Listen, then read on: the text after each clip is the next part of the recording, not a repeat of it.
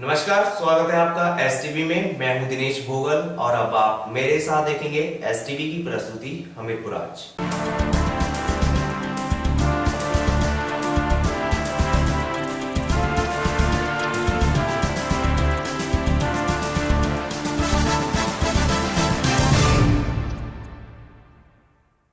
जिला हमीरपुर के circuit house में 400 कांग्रेसियों ने भारतीय जनता पार्टी का दामन थाम लिया है।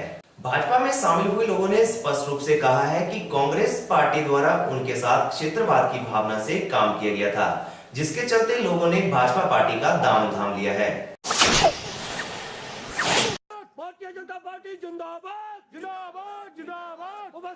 सर्किट हाउस हमीरपुर में 400 कांग्रेस के लोगों ने भारतीय जनता पार्टी का दामन थामकर एक बड़ा झटका कांग्रेस को दिया है। इसी बीच क्या यह समझा जाए कि कांग्रेस पार्टी की जन विरोधी नीतियों के चलते यह फैसला लोगों द्वारा लिया गया या सही है?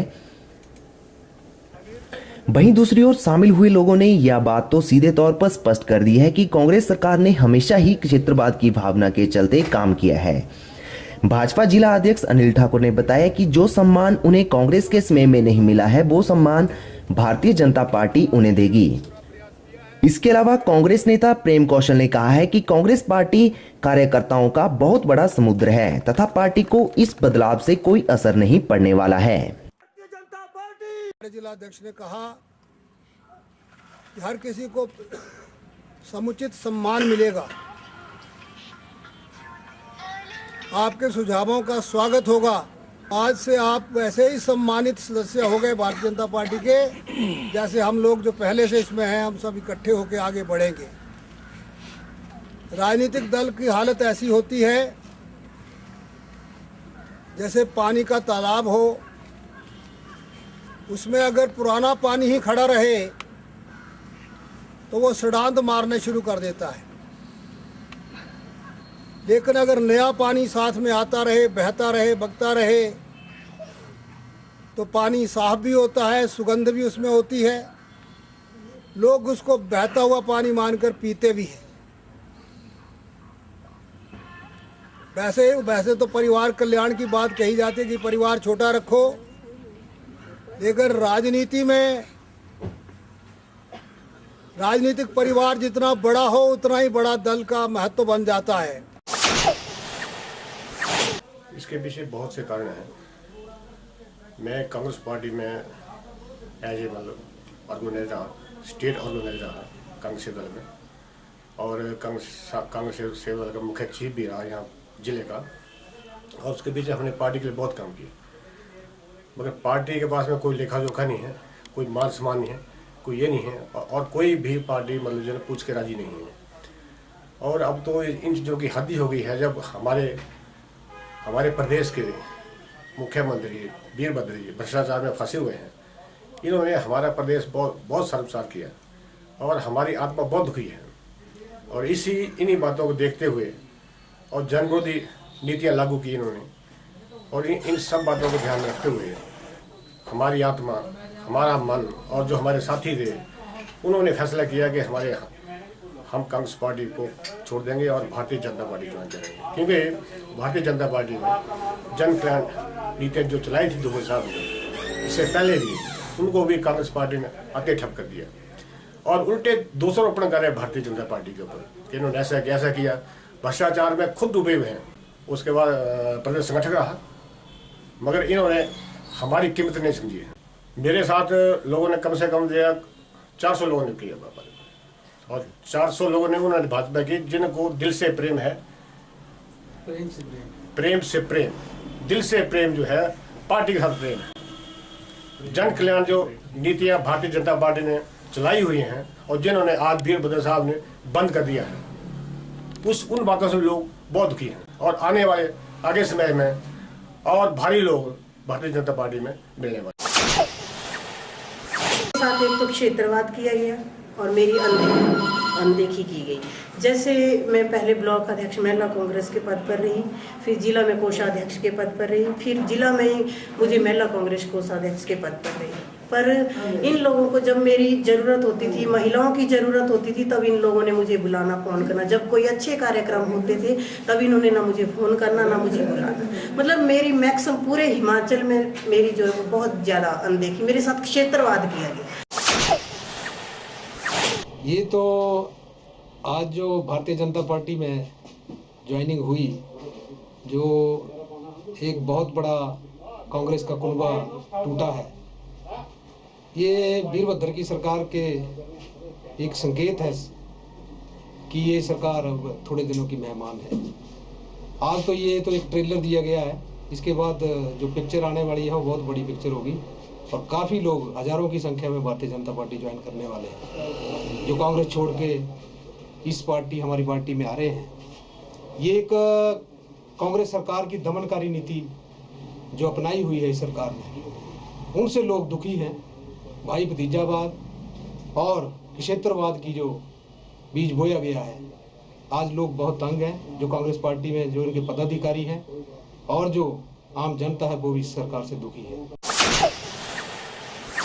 पहली बात यह है कि एक आधे को छोड़ के कांग्रेस का कोई कार्यकर्ता, कोई सदस्य भारतीय जनता पार्टी में आज शामिल नहीं हुआ है। जो सुनने में आया है और पता चला है उसके मुताबिक कोई कुल्लू के लोग थे, कोई मनाली के लोग थे, पूरे हिमाचल प्रदेश से एक डेलीगेशन जो है वो माननीय प्रेम कुमार धूमल को मिलने आया था, जिसमें उनकी अपनी ही पार्टी के बहुत सारे लोग शामिल थे और एक आधा कोई कार्यकर्ता कांग्रेस का हो सकता है जिसने भारतीय जनता पार्टी ज्वाइन की हो, लेकिन वो कोई बहुत बड़ी तोफ कांग्रेस पार्टी की कोई आज भारतीय जनता पार्टी में ज्वाइन की हो जिसका बहुत भारतीय जनता पार्टी के लोग जश्न मना सकें, ऐसी कोई बात नहीं है। भारतीय जनता पार्टी ने एक आधे किसी कार्यकर्ता को छोड़ के अपने ही लोगों को भारतीय जनता पार्टी में शामिल करने का ड्रामा करके एक वातावरण बनाने की कोशिश की है। और दूसरी बात के बहुत से लोग भारतीय जनता पार्टी को छोड़कर कांग्रेस में शामिल हो रहे हैं, तो ये आना जाना चला रहता है। कांग्रेस पार्टी एक बहुत बड़ा समुद्र है। कांग्रेस पार्टी किसी एक कार्यकर्ता के दम पर खड़ी नहीं है, एक जाएगा तो 10 आएंगे। हमीरपुर में बने रेड क्रॉस भवन के पास कई अरसे से नालियों में खड़ा पानी बीमारियों को बढ़ावा दे रहा है। वहीं यहां पर आने वाले लोगों ने बताया है कि इस गंदे पानी की वजह से बीमारियों के बढ़ने का अंदेशा भी बना हुआ है। मैं यहाँ रेड क्रॉस में अपना ब्लड टेस्ट कराने आई हूँ। तो जैसे मैं एंट्री करी तो मुझे यहाँ बड़ा गंदा सा लगा। कहा जाता है हॉस्पिटल बहुत साफ़ सुथरी जगह होती है, बट जैसे आते ही एंट्री में यहाँ बड़ा पानी खड़ा हुआ है, पीछे नाली में इतना पानी खड़ा हुआ है और इस पास की डेंगू का बड़ा बारिश चला हुआ है और बहुत सारी प्रॉब्लम इससे हो रही है।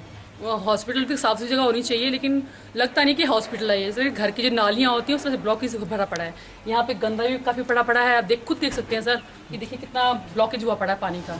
अगर इस तरह से हॉस्पिटल के आसपास ही चीज़ें रही तो आने वाले मरीजों की भी समस्या है। इसमें दुर्गंध कितनी गंदी आ रही है वो हम महसूस कर सकते हैं।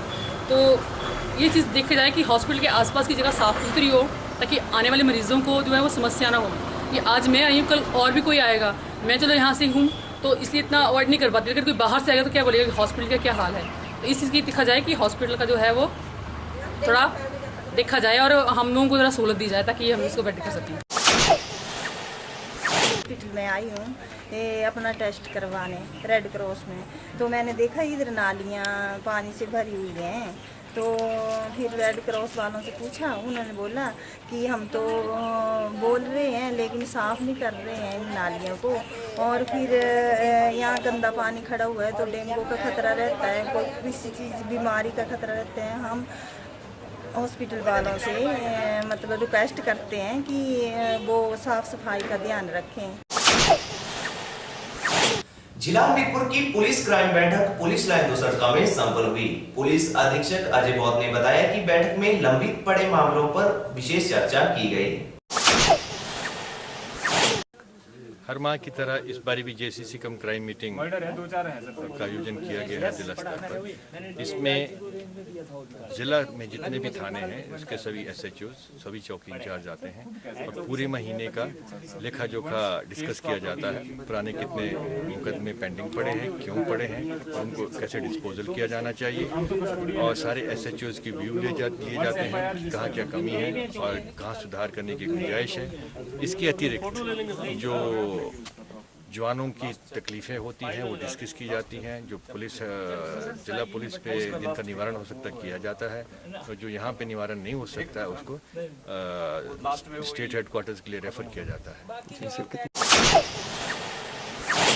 जिला हमीरपुर के संपर्क मार्ग अभी तक भी बदहाली पर आंसू बहा रहे हैं। हमीरपुर बस अड्डे से कुछ दूरी पर पुलिस कंट्रोल कक्ष के पास कई दिनों से सड़क में सीवरेज ठीक करने के लिए गड्ढा खोदा गया था, लेकिन आज दिन तक इस गड्ढे की किसी ने भी मुरम्मत तक नहीं की। लोगों ने लोक निर्माण विभाग से इस सड़क में पड़े गड्ढे को ठीक करने की गुहार लगाई है।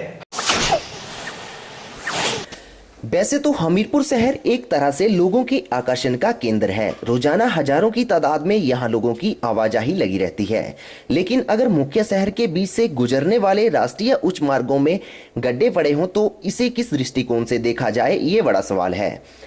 हमीरपुर बस अड्डे से कुछ दूरी पर सड़क से सीवरेज ठीक करने के लिए यह गड्ढा खोदा गया था, लेकिन आज तक ना ही गड्ढे की मुरम्मत की गई और ना ही इसकी ओर किसी ने ध्यान दिया। वहीं दूसरी ओर गड्ढे की स्थिति को देखकर तो हर कोई लोक निर्माण विभाग पर प्रश्न चिन्ह लगा सकता है, और ये है भी सच।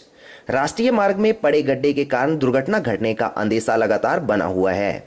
स्थानीय लोगों ने प्रशासन से मांग की है कि जल्द से जल्द इस सड़क में पड़े गड्ढे को ठीक किया जाए। अब विभाग इसके प्रति कितना सक्रिय होगा, ये तो आने वाला समय ही तय कर पाएगा। हमीरपुर से अनुराग भारद्वाज की रिपोर्ट। एक पुलिस कंट्रोल रूम के पास में एक गड्ढा पड़ा हुआ है ना, इससे दुर्घटना भी हो सकती है ना। तो PWD से गुजारिश है कि मतलब इस गड्ढे को जल्दी से जल्दी भरा जाए। पड़े हुए हैं ना जी, बहुत प्रॉब्लम आ रही है लोगों को। PWD को उनको जल्दी जल्दी ठीक करना चाहिए। मेरे मकान के सामने एक खड्डा पे है, PWD आएगा चाहेगा पे हटाया जाए और प्लेन करता जगह प्लेन कर देती जाए। हमीरपुर आज के इस अंक में फिलहाल इतना ही। अब मुझे दें इजाजत और आप बने रहें STV के साथ। नमस्कार।